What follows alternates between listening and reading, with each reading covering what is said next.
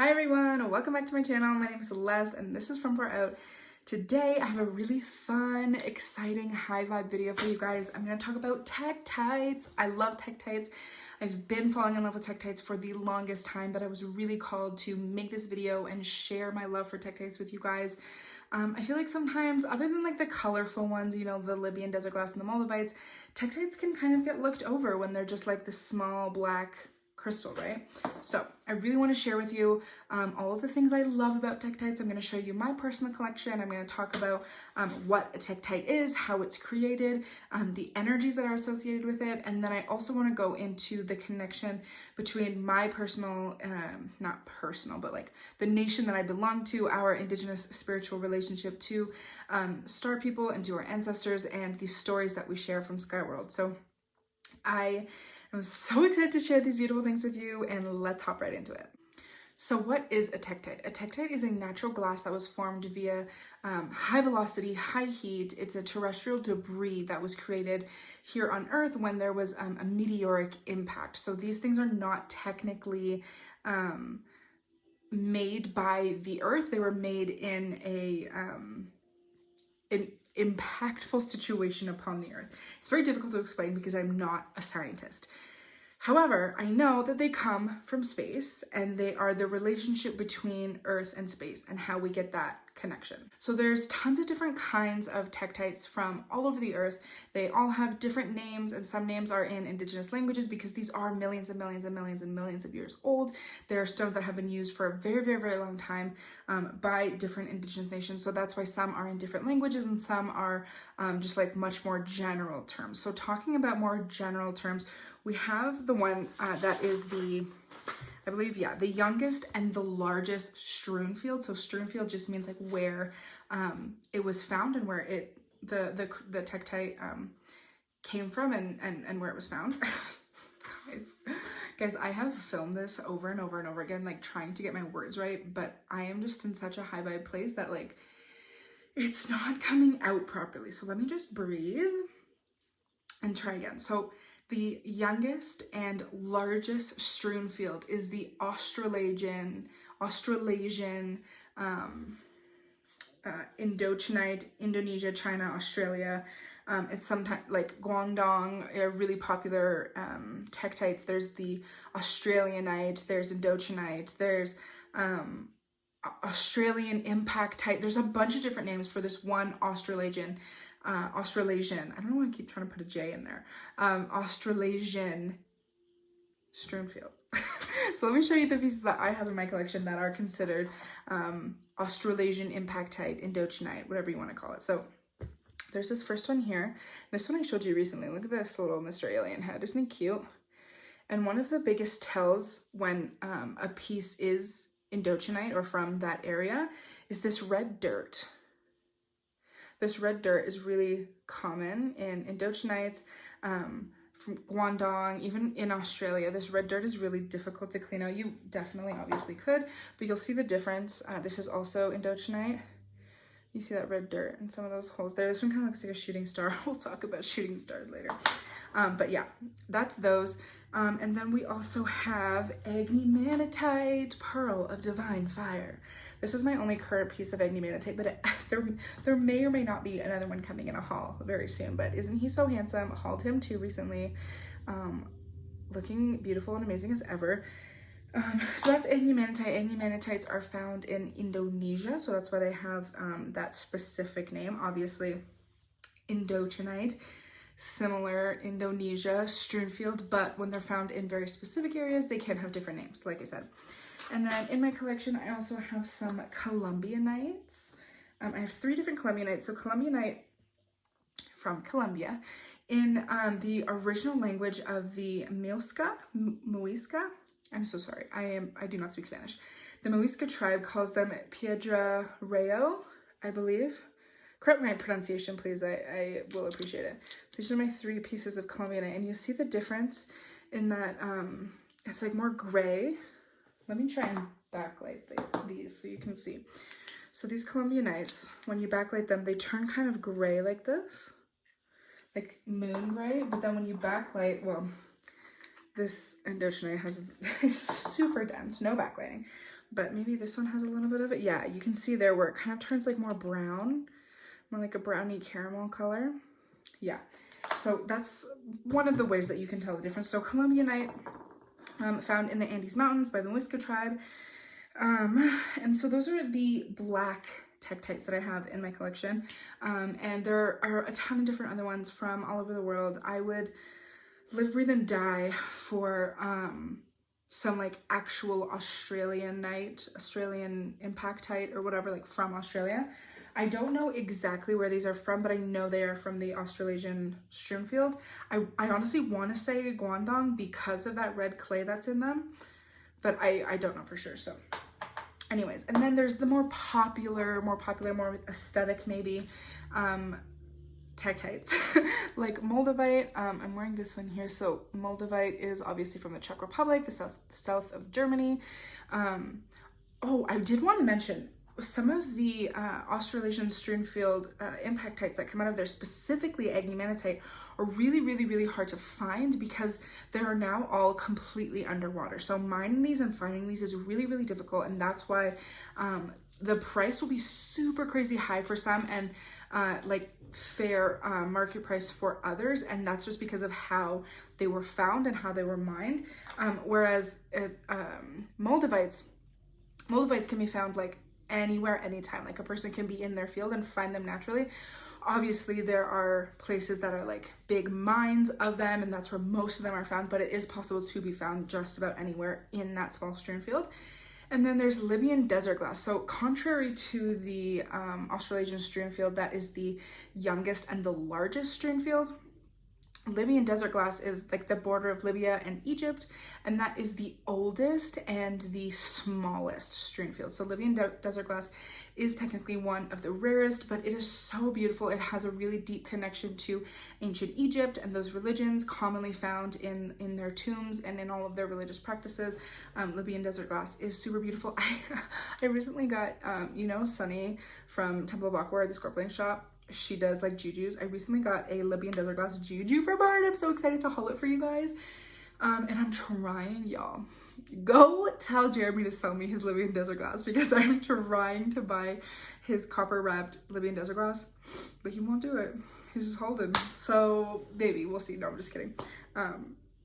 But anyways, so the general energy of tektites, because they are this extraterrestrial vibe, it's all about personal evolution and lifting your vibrations and protecting you from low vibes, but not in a way of like blocking low vibes, but in a way that like only light can defeat darkness, like casting this crazy strong celestial light into the darkness. So that's why a lot of folks can find it difficult to work with tektites, or like really triggering to work with tektites, because they really do shine a light on the things that we may not want light shined on, but it truly is only for the highest good. Like these tektites and these crystals truly work for the light and for your highest vibration, and that is the purpose of I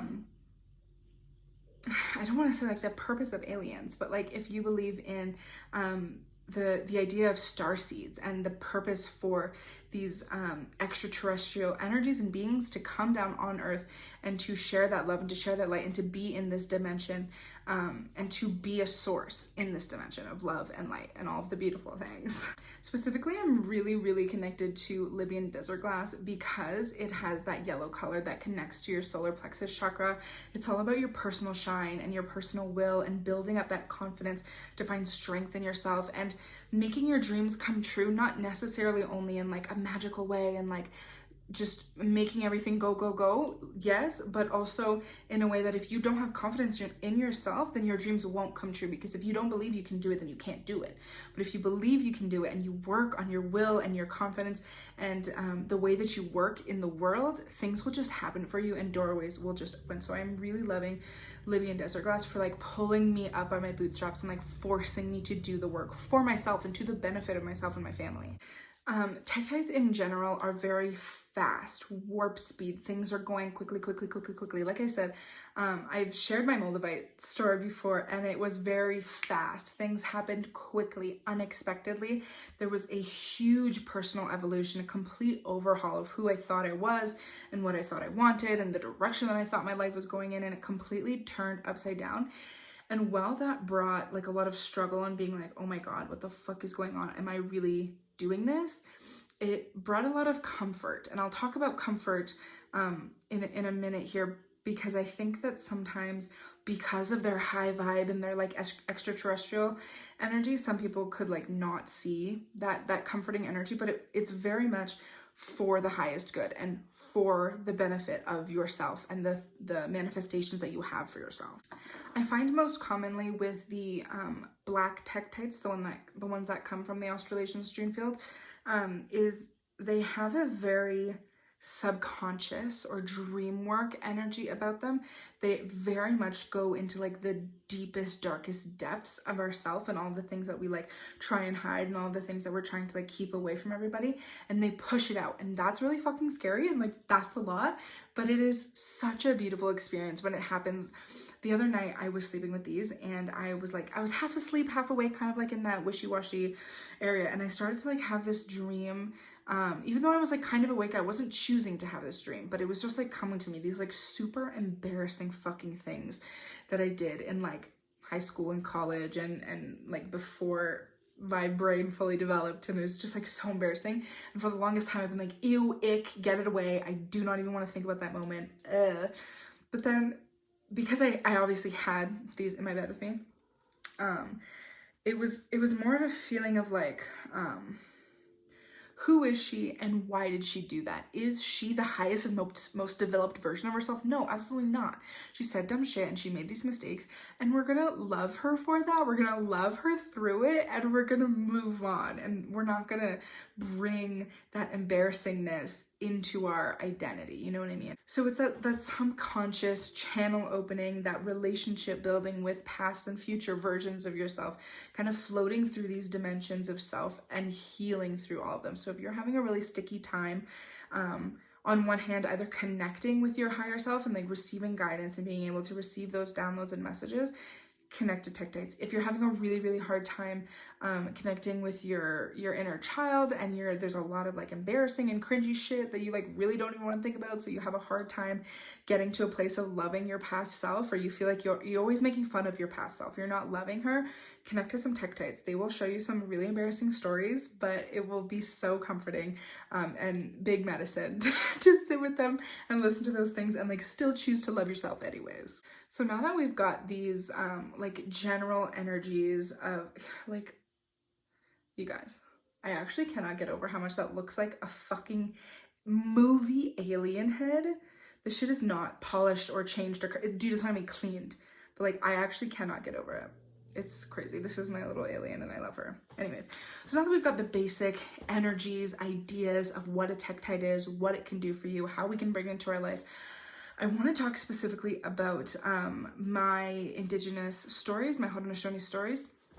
And recently, the organization that I work for, so I work for an Indigenous nonprofit organization, and our job is to bring spiritual and cultural programming to Indigenous youth across Turtle Island. So all the time we're putting on different spiritual things. Sometimes it's like physical health, where we're doing, you know, like powwow dance, fitness programming.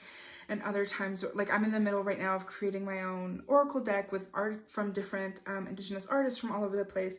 And it's a really cool organization, and I love my job. But recently we did a webinar with an Indigenous astronomer, and her name was Samantha Dockstader, and she did a presentation of her work and her sister Sasha Dockstader, their research of the stars and the cosmos and the relationship between our creation story and our medicines and all of our teachings with the actual scientist astronomy theories and information, and just bridging those two worlds of knowledge together. And it was so beautiful and so incredible, and it really inspired me to bring this information to you through my love of tektites, because she talks about meteors and meteorites, and I'll explain all this in a minute. But just to preface, the strides that these two Haudenosaunee sisters have taken in bridging the relationship between Indigenous stories and, you know, like scientific astronomy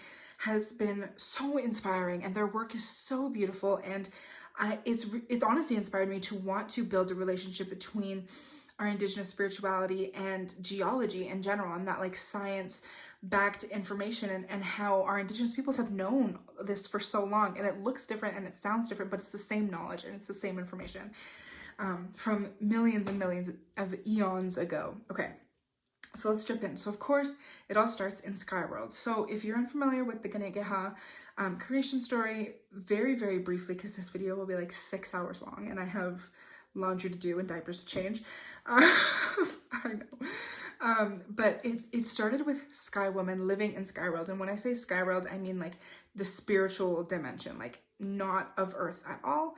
And when she was pregnant, she was craving the roots of this tree. So her husband would go and pick her these roots for her to eat. And after a while of doing that while she was pregnant, the tree became very weak.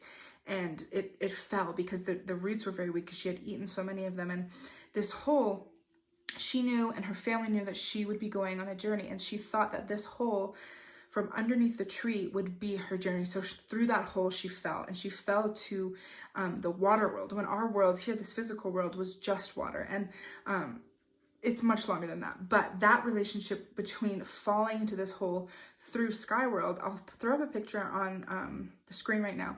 This is Sagittarius A star, and Sagittarius A star is a black hole that we have recently discovered.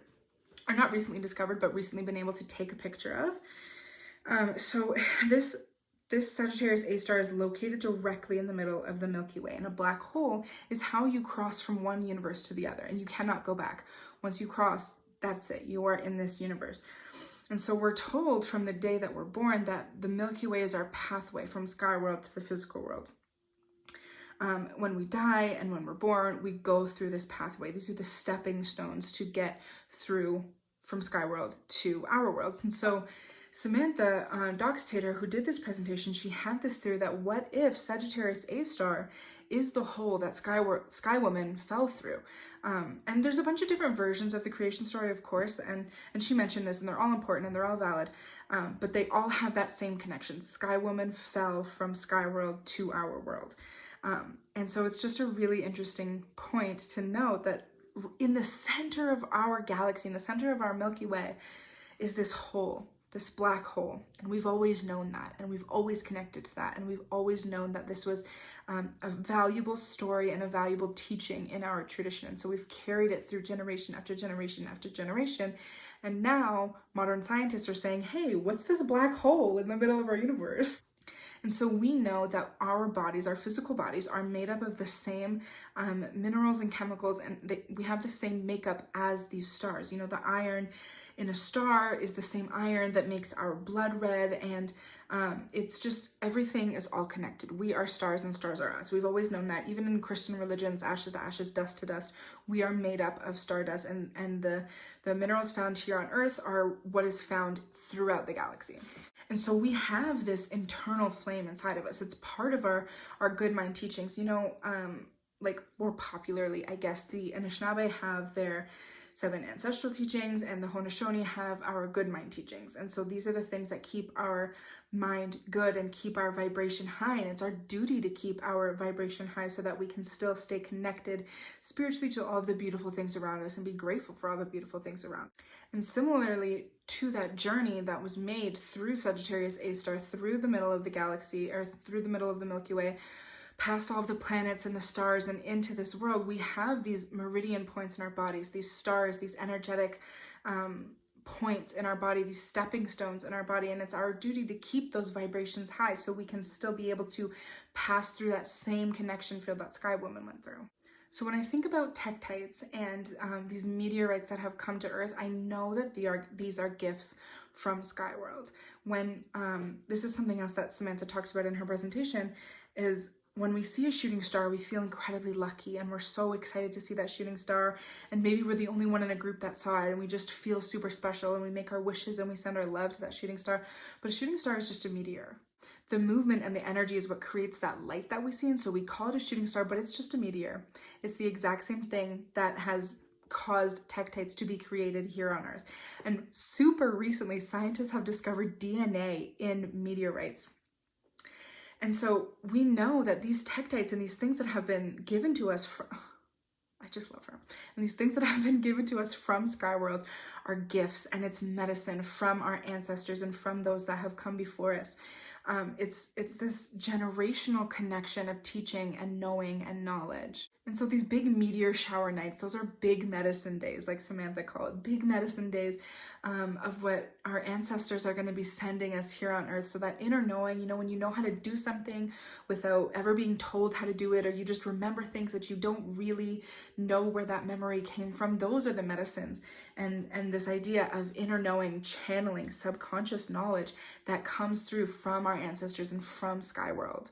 And so that's what I was talking about when I mentioned being comforting, because these teachings are comfort through our grief and through that, you know, disconnection. Samantha was talking about her sister Sasha, who had passed away, and she knows that when she sees these shooting stars, or when these different celestial body experiences happen, she knows that that's her sister talking to her. And that's how these tektites and this extraterrestrial energy can be so comforting when we're processing grief and when we're dealing with not being physically connected to things, and building our connection spiritually, because it's really easy to feel lonely here in the physical world. It's really easy to feel disconnected and at a loss from people that you've loved, animals that you've loved.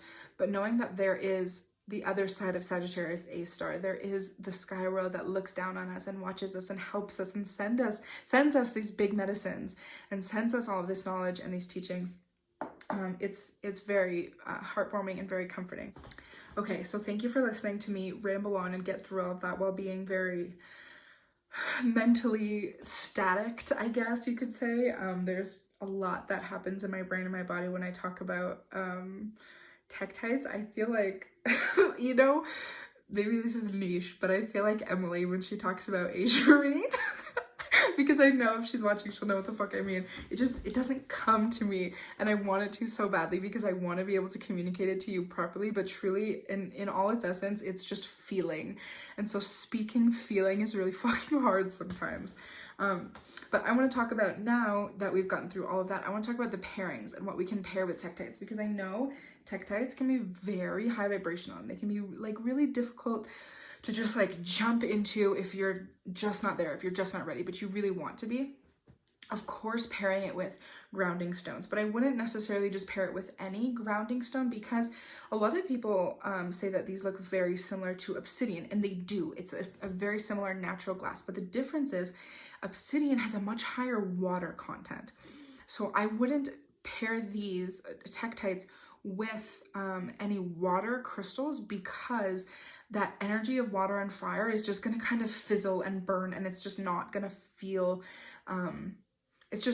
balanced, and it's not going to feel energetically stable. So what I would pair it with, if you're looking for a grounding stone, is I'm going to recommend earth-based grounding stones. So I'm talking about petrified wood, jet, anything that has been fossilized. Septarian is a really great one. Things that have come from this earth and have gone through that transformation process in a similar way that tektites have. So you're going to have that kind of earth and fire, you know, like a big bonfire that's grounded by the wood that it's burning. I also definitely recommend goethite, like I was talking about in my last video about anxiety. It's very much a fire transformational healing stone. So they go together very, very well. Also, garden quartz, shamanic quartz, dream quartz, it's called a lot of things. It's just lodolite or chlorite in quartz. It has that earth-based energy. If you're not specifically looking for a grounding crystal and you want to kind of jump into that like sparky ignition, thoughtful energy, I definitely would recommend some fire opal. Also has that fiery energy, that ignition, that inspiration, or some regular opal. These are just little teeny tiny specimens that I happen to have on my table. Opal is like a creative spark. It's manifesting the joy and the magic in life. It's creating the life that you want. So I love opal paired with tektites, especially if you're going to be manifesting new moon vibes. I recently made a grid for the Aquarius new moon with some opal and some tektites. Also, a really beautiful one, I think, for healing specifically, it's going to be Golden Healer. This is a really pretty pyramid. And also I would love to get y'all guys's opinions on this particular crystal here. So this comes from Brazil. Look at that cute little rainbow. Maybe I should keep, ooh, it's getting bigger. Maybe I should keep this ring light here. But this was, I cannot decide or be able to tell if this is tangerine quartz or golden healer quartz, because it doesn't have those like layers of iron like a typical golden healer would. It's a much higher quality quartz, of course, because of the clarity, but this tangerine color, like you might find in another tangerine quartz, it's just not the same color. Like, can you tell this is way more yellow, and this has like that true orangey color? So I don't know. When I work with this, I work with this as a golden healer, and that's the energy I feel. So let me know if you guys think that this is tangerine quartz or a golden healer. Anyways, I recommend golden healer for that Christ consciousness, that hopeful, optimistic, uplifting energy, because carried by that super high vibrational big medicine of tektites, you're going to get to the place that you want to be super fast, and you are really going to be able to fully intentionally work through whatever trauma or healing issue that you are going through. I also, of course, disclaimer every time I talk about healing or crystals, I'm not a doctor. If you have real issues that, not that things aren't real, but I'm not a doctor. If you need medicine, take medicine, talk to your physiologist, talk to the people that are your healing team. I'm just talking about energy, and the energy that crystals can give that can be healing to our vibrations and our energies. I hate when I get like people in my comments are like, rocks are just rocks. They're like so mad about it. Like, okay, girl, let's chill.